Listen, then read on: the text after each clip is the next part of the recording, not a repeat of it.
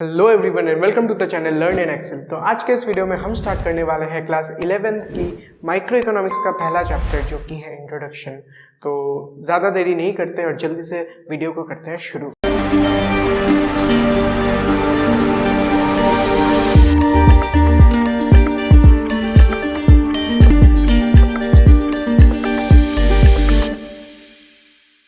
तो आज का हमारा पहला टॉपिक है सिंपल इकोनॉमी।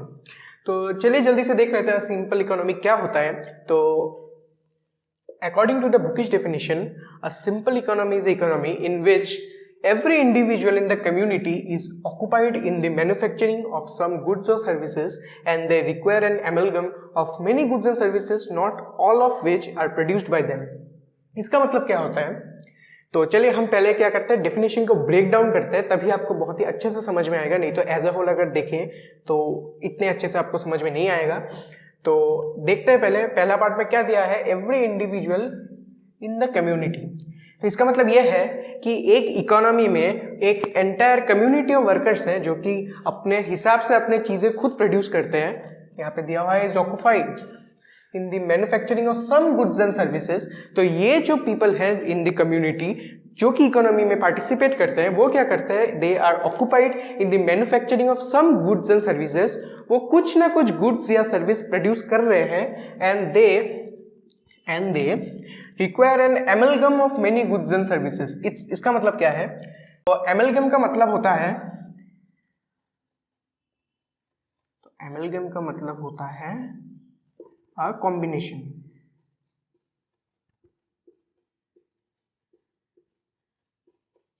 तो इस पार्ट का ये मतलब होता है कि and they require an amalgam of many goods and services. इसका मतलब यह है कि जैसे हम और आप होते हैं तो हम कोई एक गुड या सर्विस को कंज्यूम नहीं करते हैं, हमें बहुत सारे कम्बिनेशन की ज़रूरत होती है गुड्स एंड सर्विसेज की to lead our day to day lifes. तो इसी तरह एक सिंपल इकोनॉमी में जो भी मैन्युफैक्चरर है उन्हें क्या रिक्वायरमेंट है, एक amalgam of many goods and services, एक पूरा कॉम्बिनेशन लगता है of many goods and services, not all of which are produced by them. They are occupied in the economy producing some goods and services, but they are not producing everything that they require in their day-to-day lives. तो इसीलिए यहाँ पे दिया हुआ है कि every individual in the community is occupied in the manufacturing of some goods and services, and they require an amalgam क्योंकि they are not producing everything they need, and not all of which are produced by them. तो simple economy यही होता है कि जितने भी people हैं वहाँ पे कुछ ना कुछ सर्विस या कुछ ना कुछ गुड्स को प्रोड्यूस करने में लगे हुए हैं, लेकिन दे रिक्वायर एन एमलगम, उनको एक बहुत ही कॉम्बिनेशन चाहिए होता है गुड्स एंड सर्विसेज का, and not all of it, जो कॉम्बिनेशन उनको चाहिए उनमें से सभी गुड्स एंड सर्विस वो लोग खुद प्रोड्यूस नहीं करते हैं। तो अभी इस कम्युनिटी में एक इकोनॉमी में सिर्फ एक प्रोड्यूसर नहीं होता है, डिफरेंट प्रोड्यूसर्स होते हैं जो कि different goods and service produce करते हैं। तो वो लोग क्या करते हैं, आपस में इन्हीं गुड्स एंड सर्विसेज को एक्सचेंज करते हैं उनसे, और इससे उनका जो डे टू डे का जो नीड है वो क्या हो जाता है, फुलफिल। तो यही था सिंपल इकोनॉमी। तो मैं होप करता हूँ कि आपको ये समझ में आ गया होगा। तो बढ़ते हैं नेक्स्ट टॉपिक की ओर जो कि है central problems of the economy. Alright, तो आज का हमारा सेकंड टॉपिक है central problems of an economy. तो इस पार्ट में हम ये पढ़ने वाले हैं कि एक इकोनॉमी में सेंट्रल प्रॉब्लम्स क्या है। तो सबसे पहला प्रॉब्लम जो कि है एक इकोनॉमी में होता है वो है the problem of scarcity. Yes, तो हमारे नेचर में जितने भी रिसोर्सेज हैं वो क्या है, लिमिटेड है, बहुत ही ज्यादा लिमिटेड है। तो क्योंकि ये रिसोर्सेज बहुत ही ज्यादा लिमिटेड है, ये क्या करते हैं, ये गिव राइज करते हैं एक कंडीशन ऑफ स्केर्सिटी। क्योंकि लिमिटेड है और ह्यूमन वंस ऑब्वियसली अनलिमिटेड होते हैं, तो हमें एक चीज मिला तो हमें दूसरा चीज चाहिए। तो इसी लिमिटेड रिसोर्स की वजह से हमारे पास क्या होता है, प्रॉब्लम ऑफ स्केर्सिटी अराइज करता है। तो जब ये प्रॉब्लम ऑफ स्केर्सिटी अराइज करता है तो हमें इस प्रॉब्लम को टैकल करने के लिए कौन सा सोल्यूशन चूज करना होगा, वो है सॉल्यूशन ऑफ चॉइस।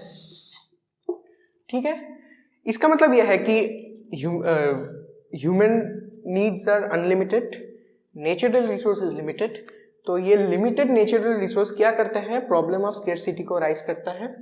और इस प्रॉब्लम को फेस करने के लिए, इस प्रॉब्लम को सॉल्व करने के लिए हमें कौन सा मेथड अपनाना होगा, द मेथड ऑफ चॉइस। यानी कि अभी हम इस रिसोर्स से बहुत कुछ प्रोड्यूस कर सकते हैं, लेकिन हमें यहाँ पे चॉइस करना होगा कि हमें कौन से गुड्स को प्रोड्यूस करना है इन्हीं लिमिटेड रिसोर्सेज को यूज करके, ताकि हमारा जो रिक्वायरमेंट है वो पूरी तरह से फुलफिल हो। तो इसी चीज के लिए सेंट्रल प्रॉब्लम्स ऑफ इकोनॉमी में आता है सबसे पहला, जो कि है what and how much is produced. इसका मतलब यह है कि वही व्हाट, हमें कौन कौन सी चीजें प्रोड्यूस करनी है उन अनलिमिटेड वंस में से, और कितने क्वांटिटीज में उन्हें प्रोड्यूस करना है। तो हम ऑब्वियसली उन्हें अनलिमिटेड क्वांटिटीज में तो प्रोड्यूस नहीं कर सकते, क्योंकि हमारा जो रिसोर्सेज है लिमिटेड है। तो हमें ये चीज डिसाइड करना है कि हमें क्या प्रोड्यूस करना है और कितने क्वांटिटी में प्रोड्यूस करना है। ये हो गया पहला प्रॉब्लम। दूसरा प्रॉब्लम आता है हाउ आर दे प्रोड्यूस। तभी किसी भी चीज को मैन्युफैक्चर करने के बहुत डिफरेंट मेथड्स होते हैं, डिफरेंट तरीके होते हैं। तो हमें उनमें से चूज करना है how are they produce, that is हमें वो मेथड चूज करना है जिससे हमें मैक्सिमम एफिशिएंसी मिले उस चीज को प्रोड्यूस करने में। थर्ड आता है फॉर हुम आर द प्रोड्यूस। अभी ठीक है, डिसाइड कर लिया क्या प्रोड्यूस करना है, कितने क्वांटिटीज में करना है, कैसे करना है, लेकिन अभी सवाल जो आता है वो है कि किसके लिए हमें वो चीज प्रोड्यूस करना है, फॉर हुम आर द प्रोड्यूस। इसमें आता है different rungs of the society. इसका मतलब क्या है, जैसे जो गरीब लोग होते हैं उनका जो वांट है वो कुछ अलग होता है, जो रिच होते हैं उनका वांट कुछ अलग होता है। तो इन दोनों के लिए अलग अलग गुड्स प्रोड्यूस करना होगा, या फिर ऐसे कोई जनरल भी गुड्स होते हैं जो सभी को चाहिए होता है, लेकिन for some goods they have to be produce for a particular section of the society. इसीलिए तो हमें कौन से उस पार्ट के लिए, कौन से उस सेक्शन ऑफ द इकोनॉमी के लिए प्रोड्यूस करना है, ये आ जाता है as the third problem of the economy, जो कि है फॉर हुम आर दे प्रोड्यूस्ड। ऑलराइट, तो सबसे पहले लिमिटेड स्केर्सिटी है, सॉरी लिमिटेड रिसोर्सेज है, उससे क्या होता है, स्केर्सिटी होता है। स्केर्सिटी को फेस करने के लिए हमें क्या करना होगा, चॉइस यूज करना होगा।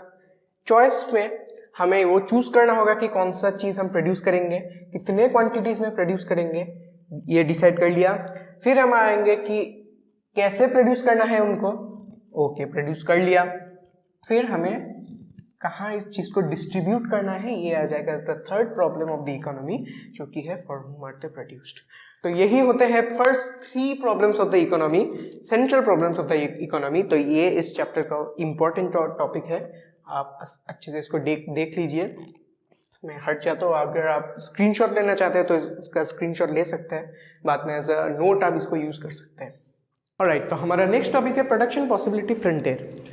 तो ये क्या चीज़ है एक बार देख लेते हैं। तो आप गाइस आप प्रीवियस सेक्शन को याद कीजिए जहाँ पे हमने एक प्रॉब्लम बताया था, प्रॉब्लम ऑफ स्केर्सिटी। तो उस प्रॉब्लम को सॉल्व करने के लिए हमने एक सोल्यूशन दिया था, वो है द सोल्यूशन ऑफ चॉइस। तो जो प्रोडक्शन पॉसिबिलिटी फ्रंटियर है ये पूरा का पूरा बेस्ड है उस सोल्यूशन के ऊपर, जो कि है चॉइस। हम देखेंगे वो कैसे।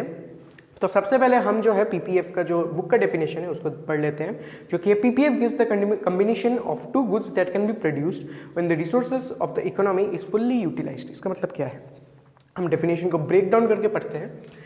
PPF gives the combination of 2 goods. इसका मतलब क्या है, हम एक हाइपोथेटिकल इकोनॉमी पकड़ लेते हैं जहाँ पे हमें सिर्फ 2 गुड्स प्रोड्यूस करना है, सिर्फ 2 goods that can be produced, जो हमें 2 गुड्स प्रोड्यूस करना है when the resources of the economy is fully utilised. इसका मतलब क्या है, जो हमारे पास रिसोर्सेज अवेलेबल है इकोनॉमी में, उन रिसोर्सेज को यूज करके हमें सिर्फ ये 2 गुड्स प्रोड्यूस करना है। और हमारा कंडीशन क्या दिया हुआ है, condition is the resources should be fully utilised. इसका मतलब जैसे हमारे पास 10 यूनिट्स है ऑफ रिसोर्सेज और नेचुरल रिसोर्सेज और रॉ मटेरियल्स, जो भी आप कहें, तो हम ये जो रॉ मटेरियल्स यूज कर रहे हैं in production of this 2 goods, according to the condition हमें ये पूरा का पूरा 10 यूनिट्स यूटिलाइज करना है। ऐसा नहीं कि हम 8, 9 या 7 यूनिट्स यूज करें, नहीं, अकॉर्डिंग टू द कंडीशन हमें ये पूरा 10 यूनिट्स यूज करना है। और जब हम इसको यूज करके ये दोनों गुड्स प्रोड्यूस करेंगे तो हमारे पास आ जाएंगी ऐसे 5, यहाँ पे मैंने 5 लिया है, ऐसे बहुत सारे हो सकते हैं पॉसिबिलिटीज। इसका मतलब क्या है, फॉर एग्जाम्पल अभी हम ये जो 10 यूनिट्स दिया हुआ है, हमारा एम है हम इससे 2 गुड्स प्रोड्यूस करेंगे, गुड 1 एंड गुड 2। तो सबसे पहले केस में हम क्या करेंगे, ये जो 10 यूनिट्स है ऑफ रॉ मटेरियल्स, इसको हम क्या करेंगे, फुल्ली एम्प्लॉय कर देंगे इन द प्रोडक्शन ऑफ गुड 2। इससे क्या होगा, हमारा 10 यूनिट्स ऑफ आउटपुट निकलेगा। लेकिन क्योंकि हमने ये पूरा जो रिसोर्स है उसको गुड 2 को प्रोड्यूस करने में यूज कर लिया, तो गुड 1 का हमें एक भी आउटपुट, एक भी यूनिट ऑफ आउटपुट नहीं मिलेगा इन केस 1। ठीक है, complete. In the second case हम क्या करेंगे, पहले केस में हमने तो पूरा जो रिसोर्सेज अवेलेबल थे पूरा का पूरा गुड 2 में लगा दिया था। सेकेंड केस में हम क्या करेंगे, गुड 2 में जो सारे रिसोर्सेज लग गए थे उसमें से थोड़े से निकाल के हम गुड 1 के प्रोडक्शन में लगा देंगे। तब क्या होगा, गुड 2 का एक यूनिट कम हो जाएगा, लेकिन गुड 1 का एक यूनिट बढ़ जाएगा। ये हो जाएगा 0 से 1, ये हो जाएगा 10 से 9। Okay, done. In the third case हम क्या करेंगे, थोड़े से और रिसोर्सेज निकाल के इसमें डाल देंगे। तो ये क्या हो जाएगा, 9 से हो जाएगा 7 और ये हो जाएगा 1 से 2। तो यहाँ पे आप एक चीज़ ऑब्जर्व कीजिए, जैसे हम नीचे नीचे जा रहे हैं हम क्या करते जाएंगे, गुड 1 से निकाल के उल्टा बोलते हैं, गुड 2 से निकाल के हम गुड 1 में डाल देंगे। तो ये 7 से 4 हो जाएगा, ये 2 से 3 हो जाएगा। इन द फाइनल केस हम क्या करेंगे, जितने भी रिसोर्सेज गुड 2 में थे हम सारे के सारे एम्प्लॉय कर देंगे for the production of good 1, और इसीलिए ये हो जाएगा 0 और ये हो जाएगा 4। ठीक है, अभी आप एक ट्रेंड नोटिस कर रहे होंगे कि जैसे जैसे हम गुड 2 से निकालते जा रहे हैं दी नेचुरल रिसोर्सेज एम्प्लॉयड, वैसे वैसे गुड 2 का आउटपुट कम होता जा रहा है। On the other hand simultaneously जब हम ये प्रोसीजर फॉलो कर रहे हैं, ये तो डिक्रीज हो रहा है लेकिन ये हो रहा है इंक्रीज, जैसे 0 1 2 3 4। तो इस फेनोमेना को हम बोलते हैं the phenomena of opportunity cost. इसका मतलब क्या है, अपॉर्चुनिटी कॉस्ट का जो बुक का डेफिनेशन ये है, it is the cost of the next best alternative foregone. यहाँ पे आप ये चीज़ देखिए, जैसे हम 0 से 1 यूनिट तक गए ऑफ गुड 1, हमें इस कंडीशन में क्या करना पड़ा, फ्रॉम A to B हमें क्या करना पड़ा, टू गो फ्रॉम 0 to 1 हमें गुड 2 का एक यूनिट कुर्बान करना पड़ा। हमारा 10 से 9 हो गया, ये 0 से 1 हुआ, लेकिन हमारा गुड 2 10 से 9 हो गया।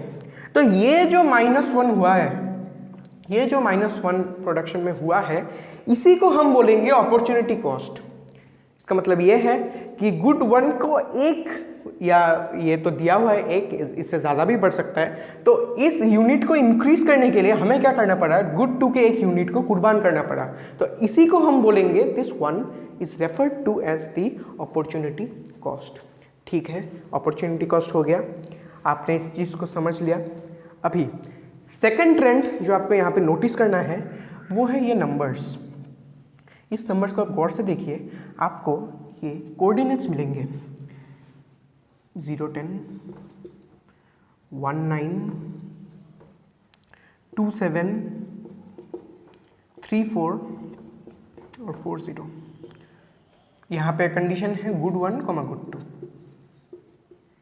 ठीक है, हमें यहाँ पे 5 कोऑर्डिनेट्स मिल गए। अभी हम क्या करेंगे, इन कोऑर्डिनेट्स को हम इस ग्राफ में पुट कर देंगे। ठीक है, 0 10 पुट किया, ये वाला 0 10 होगा।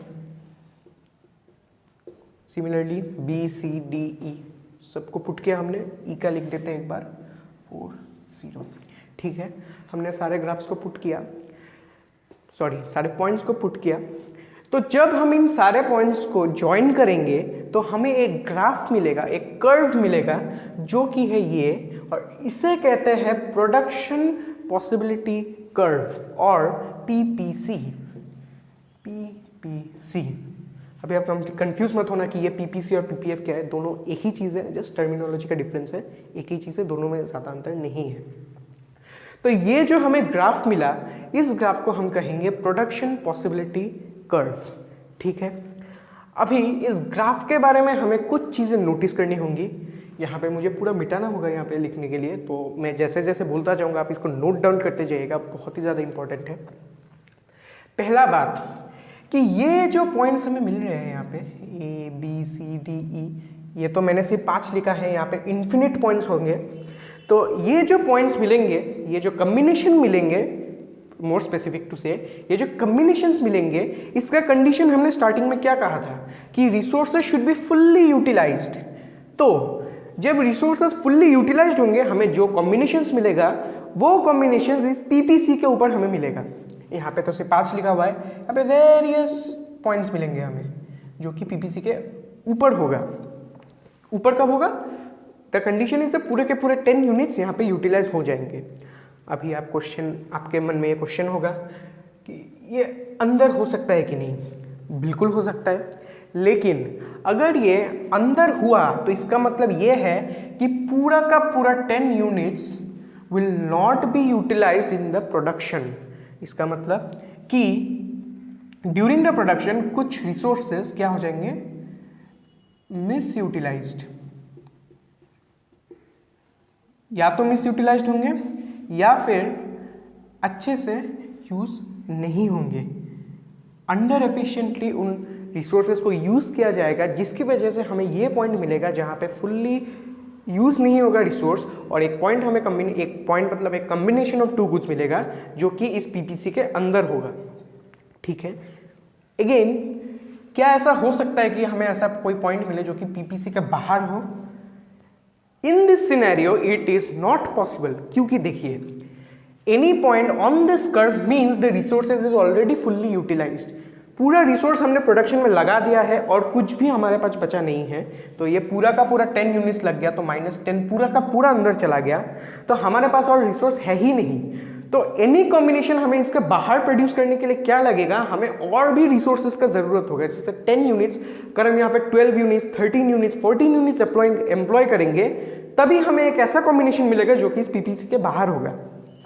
तो इस सिनेरियो में ये पॉसिबल नहीं है, लेकिन हाँ अगर हम इस नेचुरल रिसोर्स को बढ़ा दें, इसको 12 कर दें या फिर कोई और नंबर कर दें, तो हमें ये कॉम्बिनेशन जरूर मिलेगा जो कि पीपीसी के बाहर होगा। In that case there will be a point outside the PPC, और ये पीपीसी क्या हो जाएगा? शिफ्ट हो जाएगा, क्योंकि हमें और बिगर कॉम्बिनेशंस ऑफ गुड्स हम यहाँ पे प्रोड्यूस कर पाएंगे। तो यही था पीपीसी का, जो कि है प्रोडक्शन पॉसिबिलिटी कर्व। आपको सिर्फ इतना ही जानना था अभी के लिए, तो आप इस चीज़ को एक बार फिर से रिवाइंड करके देखिए अगर आपको समझ में नहीं आया होगा अच्छे से। इस चीज़ को बहुत ही थोरोली आप मेमोराइज कर लीजिएगा, मेमोराइज तो मत कीजिए, आप इसको बहुत ही अच्छे से समझ लीजिएगा ताकि ये चीज़ आप आगे जाके आपको प्रॉब्लम ना दे। तो आज के लिए बस इतना ही था। तो आज हमने 3 टॉपिक्स डिस्कस किए। पहला तो था सिंपल इकोनॉमी, दूसरा central problems of the economy, और थर्ड प्रोडक्शन पॉसिबिलिटी फ्रंटियर और अपॉर्चुनिटी कॉस्ट। तो आप इन पूरी वीडियो को फिर से एक बार देख सकते हैं स्टार्टिंग से, आपको थोड़ा सा और अच्छे से कैचअप हो जाएगा। तो आज के लिए बस हम इतना ही रखते हैं, तो मिलते हैं आपसे नेक्स्ट वीडियो में। तो हाँ, और लास्ट में मेरे इंस्टाग्राम जो आईडी है वो नीचे दिया हुआ है, आप मुझे वहाँ पे कनेक्ट कर सकते हैं। अगर आपका कोई भी डाउट है regarding all this topics you can connect me there. और जाने के पहले वीडियो को लाइक करना मत भूलिए, शेयर करना मत भूलिए, कमेंट कीजिएगा, और कोई भी डाउट हो नीचे कमेंट कर दीजिएगा, मैं आपको ज़रूर से ज़रूर आंसर दूंगा। तो meet you in the next video, good bye.